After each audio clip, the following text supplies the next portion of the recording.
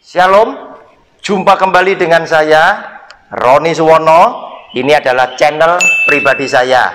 Sahabat yang saya kasih, Anda yang suka menonton video saya, jangan lupa like setiap kali menonton.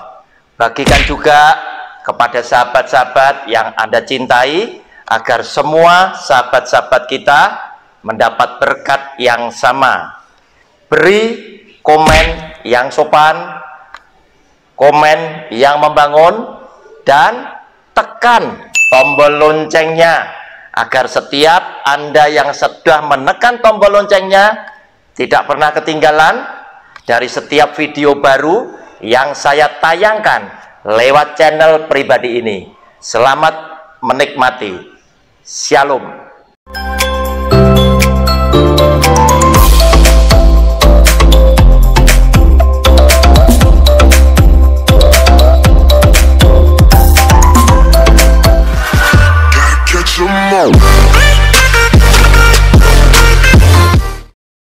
Shalom, kita berjumpa kembali lewat channel pribadi saya, lewat program Sabar Selidiki Alkitab bersama Roni Suwono. Saudara, kita memasuki pelajaran baru lewat seri pelajaran Alkitab dengan judul Inti Ajaran Yesus Kristus. Saudara, video yang pertama kita akan mencermati dengan judul kecil adalah Kasih yang Menyelamatkan. Inti daripada ajaran Yesus Kristus Tuhan adalah kasih, yaitu kasihlah sesama kepada Tuhan Allahmu, kasihlah sesamamu manusia seperti dirimu sendiri.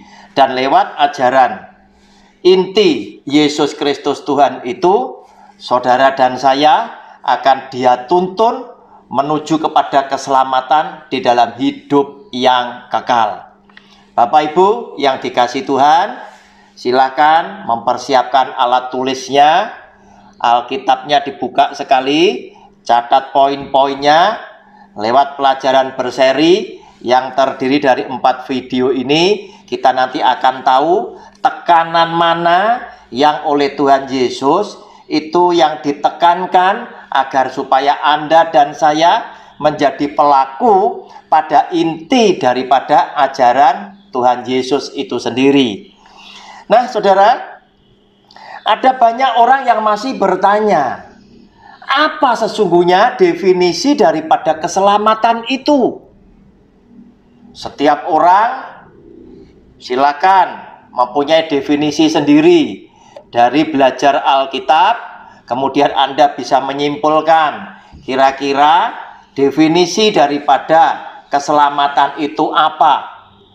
Yaitu jaminan kepastian kita akan diselamatkan, kita akan dibebaskan dari api neraka yang mematikan, oleh karena kita telah mengakui bahwa Yesus Kristus adalah Sang Juru Selamat yang sudah menyelamatkan dosa saudara dan saya dan dosa dunia, sehingga barang siapa yang percaya kepada Dia, mereka akan beroleh hidup yang kekal.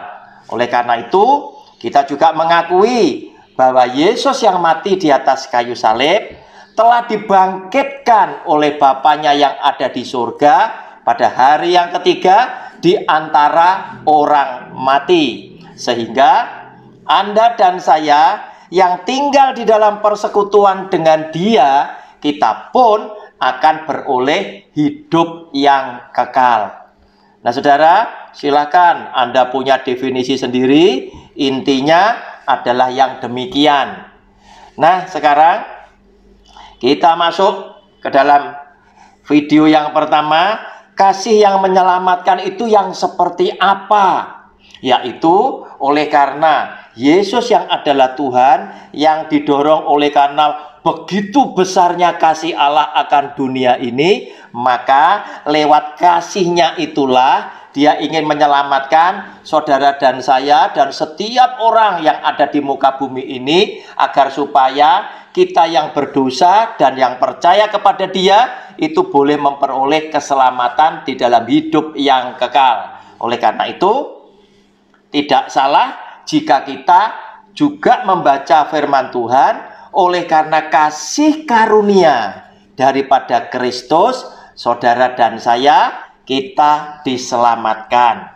Oleh karena itu, inti daripada ajaran daripada Tuhan Yesus adalah keselamatan, kasih yang menyelamatkan. Dia ingin sekali setiap orang itu diselamatkan. Bahwa dia berkata juga, dia tidak ingin satu orang pun binasa. Dalam arti kata lain, dia ingin semua orang bisa diselamatkan oleh Dia.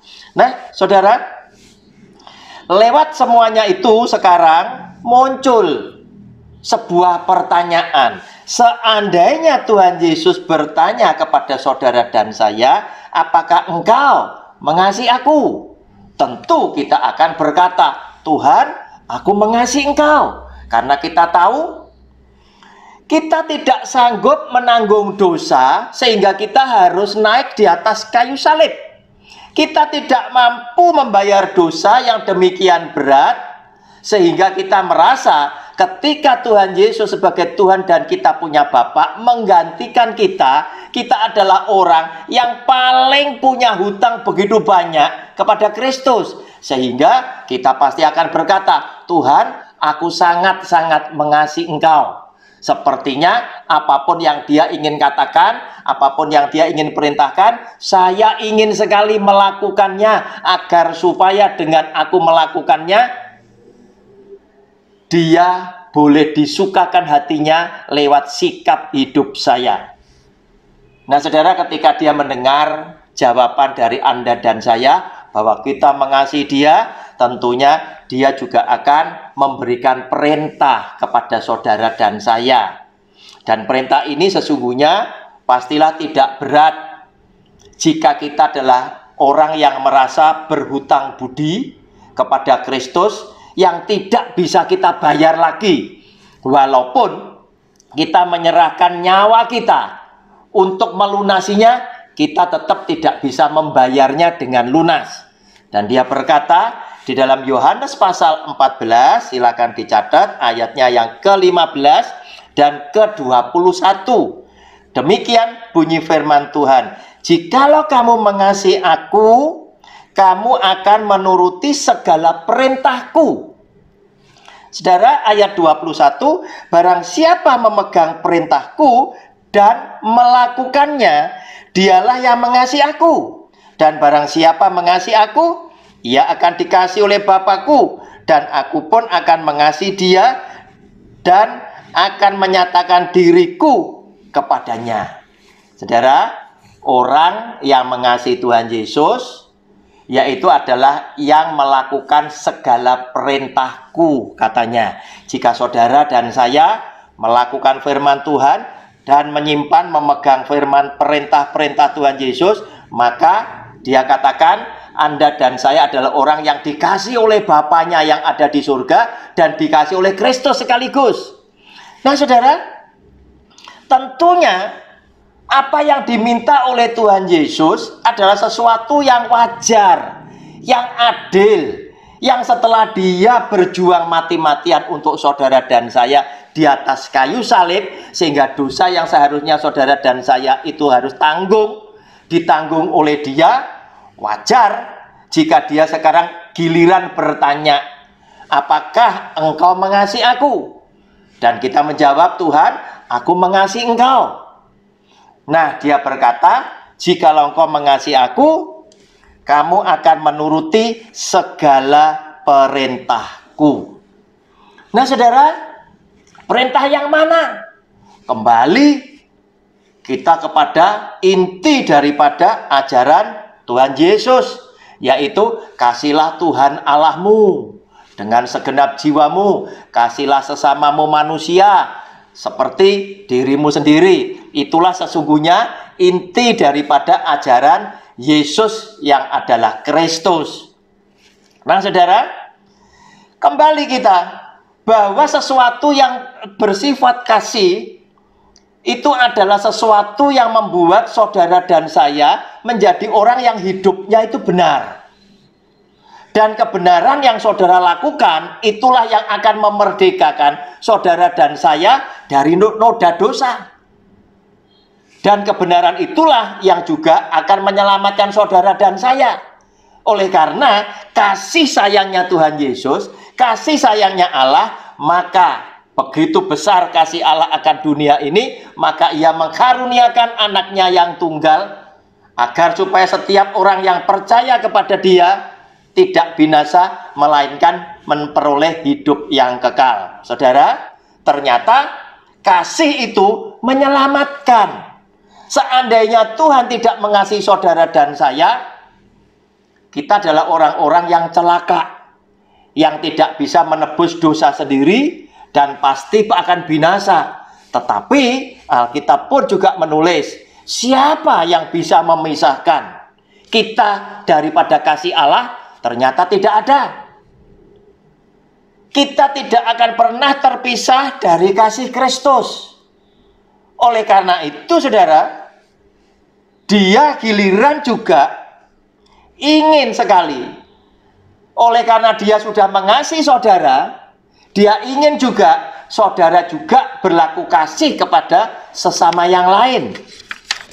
Yohanes pasal 15 ayat 12 berkata demikian, inilah perintahku, yaitu supaya kamu saling mengasihi seperti aku telah mengasihi kamu.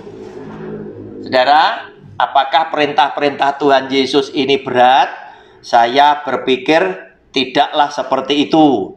Perintah-perintah Tuhan Yesus adalah perintah-perintah yang wajar karena dia telah berbuat sesuatu untuk mengasihi saudara dan saya. Sekarang giliran dia juga bertanya, memerintahkan agar supaya saudara juga melakukan perbuatan kasih seperti apa yang dia perbuat kepada saudara dan saya.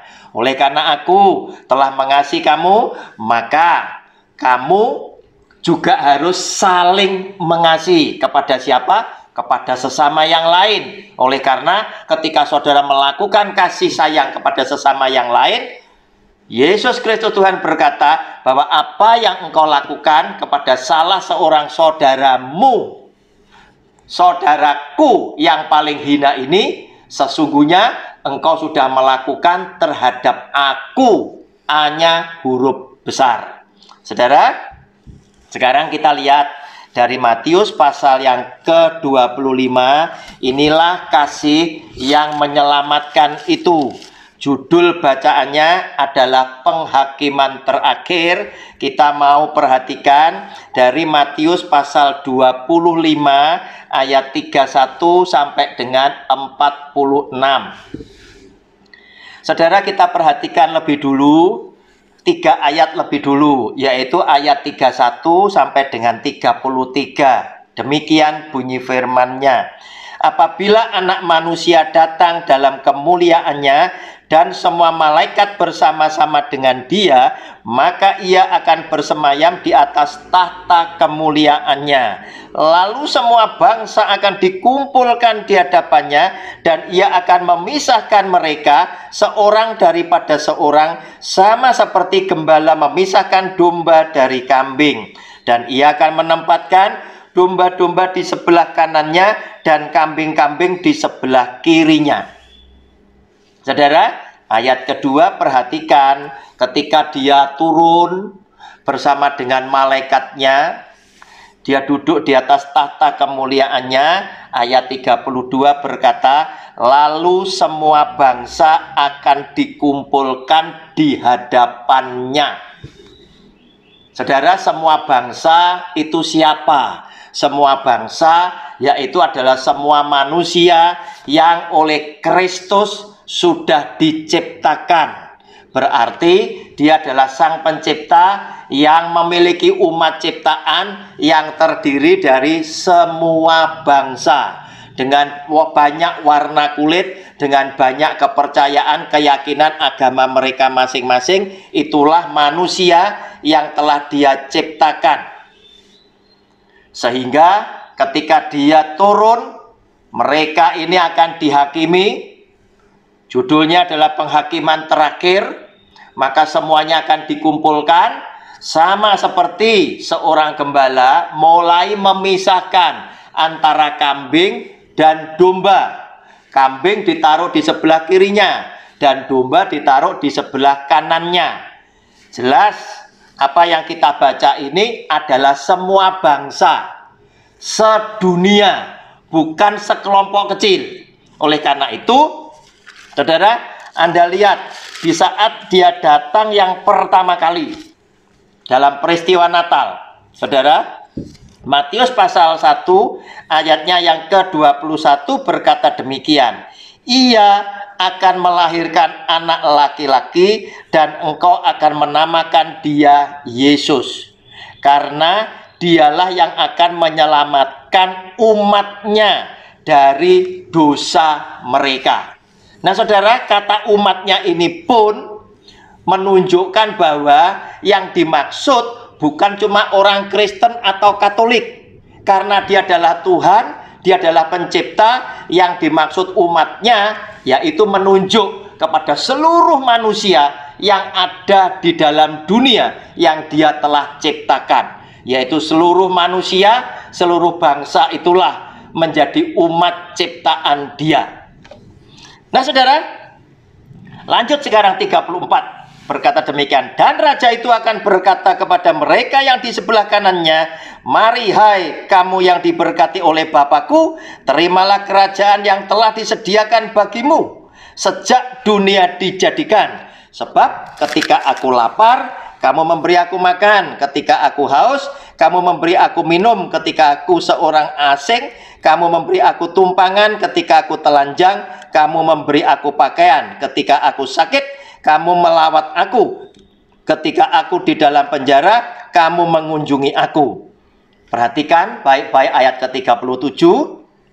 Ini seringkali para penafsir, pembicara itu telah salah menafsirkannya, dan nampak sekali tafsirannya itu dipaksakan hanya untuk orang Kristen Katolik. Saudara, maka orang-orang benar itu akan menjawab Dia, katanya, Tuhan, bila manakah kami melihat engkau lapar dan kami memberi engkau makan, atau haus dan kami memberi engkau minum? Bila manakah kami melihat engkau sebagai orang asing dan kami memberi engkau tumpangan, atau telanjang dan kami memberi engkau pakaian? Bila manakah kami melihat engkau sakit atau dalam penjara dan kami mengunjungi engkau? Dan raja itu akan menjawab mereka, aku berkata kepadamu, sesungguhnya segala sesuatu yang kamu lakukan untuk salah seorang dari saudaraku yang paling hina ini, kamu telah melakukannya untuk aku.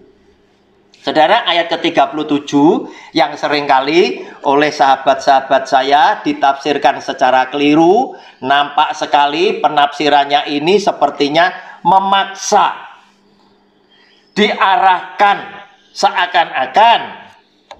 Perhatikan ayat 37, silakan dicatat. Maka orang-orang benar itu akan menjawab Dia, katanya, Tuhan, bila manakah kami melihat engkau lapar dan kami memberi engkau makan, atau haus dan kami memberi engkau minum? Saudara, kata orang-orang benar itu lewat bacaan yang tadi baru kita baca, kita sudah sepakat ketika Dia turun, Dia mengumpulkan seluruh bangsa. Itu artinya bukan cuma sekelompok kecil orang Kristen dan Katolik saja, tetapi seluruh bangsa adalah semua umat ciptaannya Dia yang terdiri dari banyak warna kulit dan banyak keyakinan, kepercayaan agama mereka masing-masing. Sehingga orang benar di sini adalah orang yang pasti di sebelah kanannya Dia yang masuk dalam kelompok domba, yang ketika aku lapar engkau memberikan aku makan, yang ketika aku haus engkau memberikan aku minum, yang ketika aku telanjang engkau memberikan aku pakaian. Orang yang bisa berbagi kasih di dalam hidupnya ketika sesamanya menghadapi kesulitan hidup, itulah orang benarnya. Itulah kelompok domba yang ditaruh oleh Tuhan Yesus di sebelah kanannya dan berhak masuk di dalam kerajaan sorganya Dia. Inilah yang Dia maksudkan, saudara.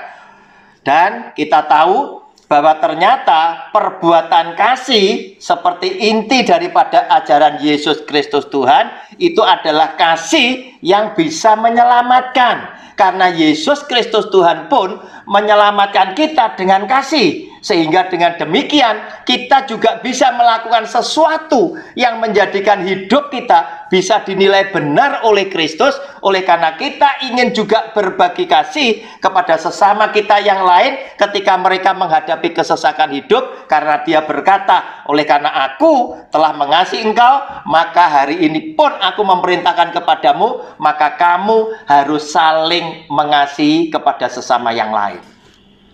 Saudara, kita ngelihat selanjutnya yang dimaksud oleh firman Tuhan ini tadi, yang di sebelah kiri yaitu kambing adalah orang yang seperti apa.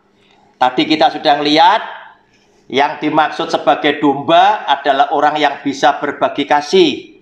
Dan ketika mereka bertanya, bila mana Tuhan engkau lapar dan kami memberi aku memberi engkau makan, ternyata Dia menjawab di dalam ayatnya yang ke-40.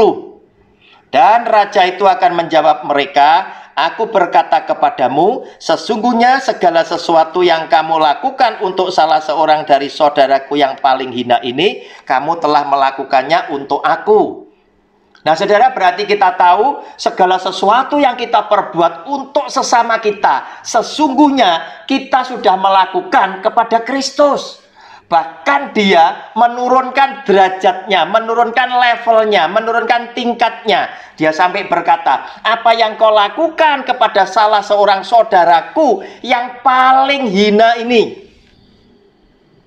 Yang paling hina bisa jadi orang yang sementara waktu mungkin dipandang sebelah mata oleh kebanyakan orang. Atau mungkin kebanyakan orang malah nganggap orang ini adalah orang yang tidak pernah ada. Yang paling hina ini engkau sudah lakukan terhadap aku. Yesus yang adalah Tuhan, oleh karena kasih sayangnya Dia mau menempatkan diri menjadi yang paling hina ini. Engkau sudah melakukan terhadap aku hanya adalah huruf besar. Sebaliknya, siapa yang masuk dalam kelompok kambing yang bakal tidak diselamatkan? Ayat 41, dan Ia akan berkata juga kepada mereka yang di sebelah kirinya, enyahlah dari hadapanku, hai kamu orang-orang terkutuk. Enyahlah ke dalam api yang kekal yang telah sedia untuk iblis dan malaikat-malaikatnya.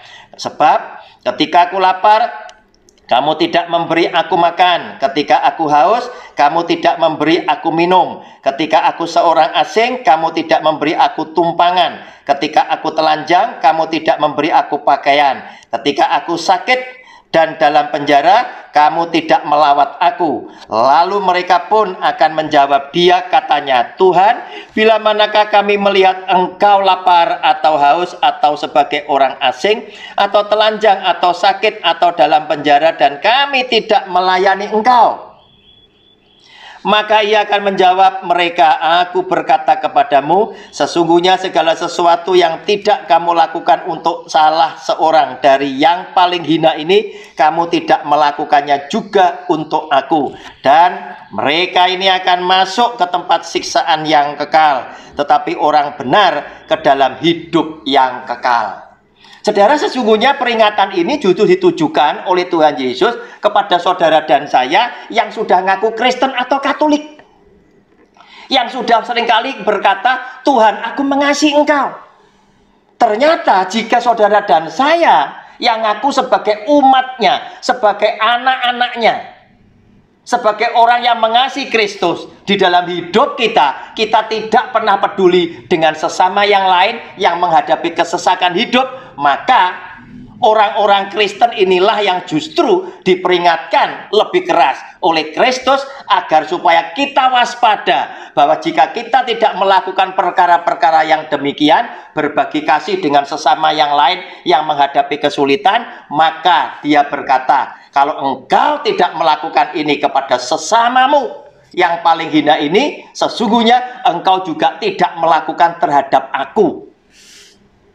Dan apa konsekuensinya? Orang yang tidak melakukan perbuatan kasih, di tengah-tengah ada sesama yang menghadapi kesulitan, di tengah-tengah Anda diberkati berlebih, maka engkau juga tidak melakukan terhadap aku. Sehingga dengan demikian orang-orang seperti ini pun pada akhirnya mereka akan meratapi dengan kertak gigi, oleh karena ketika mereka begitu yakin mereka adalah orang-orang yang mengenal Kristus, ternyata Yesus yang adalah Kristus justru berkata, enyahlah engkau, hai pembuat kejahatan, aku tidak pernah mengenal kamu. Oleh karena itu, saudara, jangan menyimpang dari inti ajaran Yesus Kristus, yaitu yang terutama adalah kasih yang menyelamatkan.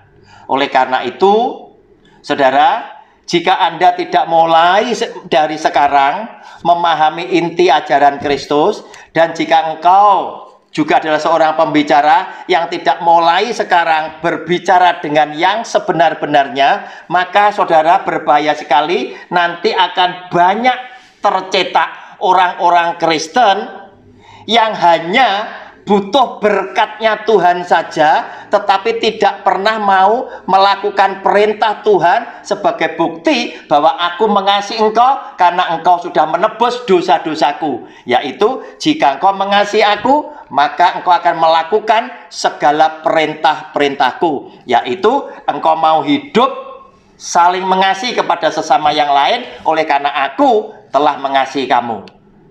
Shalom. Kita akan berjumpa di video yang selanjutnya. Haleluya.